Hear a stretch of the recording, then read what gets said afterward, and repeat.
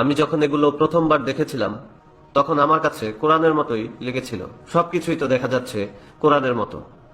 এবং এটি আমি দেখিয়েছিলাম একজন অ্যারাবিক স্কলারকে, যিনি একজন লেকচারার। আমি তার নামটি ভুলে গিয়েছি, কিন্তু যখন আমি এগুলো তাকে দেখিয়েছিলাম তখন তিনি তাকাচ্ছিলেন এবং ভাবছিলেন। তিনিও ধরে নিয়েছেন এটি কোরআন, কিন্তু তার কাছে সন্দেহ হয়েছে যে কোরআনে এই শব্দটি আছে কিনা।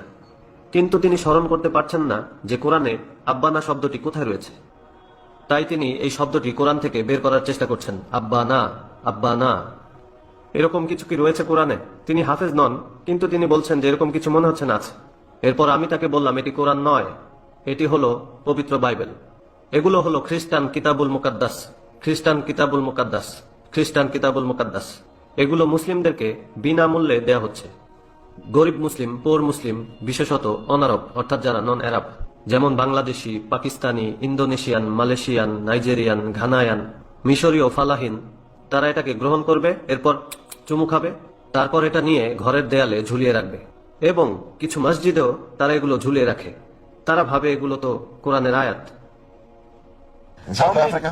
না, সাউথ আফ্রিকাতে এখনো নেই, তবে বিশ্বের সরল সোজা অন্যান্য দেশগুলোতে রয়েছে, যেমন মালাউই, তানজানিয়া, ইন্ডিয়া, পাকিস্তান সহ বিশ্বের মিলিয়ন মুসলিম বিশ্বাস করবে এটি হলো কোরআন।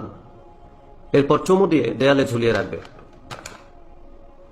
এটি তাদের একটি প্রিয় দর্শক, আমাদের ভিডিওগুলো পরিবেশিত হচ্ছে fansan.com এর সৌজন্য। fansan.com এমন একটি ওয়েবসাইট যেখান থেকে আপনি আপনার সন্তান, ব্যবসা প্রতিষ্ঠান বা ফেসবুক, হোয়াটসঅ্যাপ, ইমো সহ যে কোন অনলাইন অ্যাকাউন্টের জন্য ইসলামিক নাম খুঁজে নিতে পারবেন। এছাড়া আপনার বাড়ি, ওয়াইফাই লাইন সহ যে কোনো কিছুর জন্য সুন্দর সুন্দর নামে ধারণা খুঁজে পাবেন fansan.com এ। fansan.com বাংলা ভাষায় সবচেয়ে বড় নামের ভান্ডার।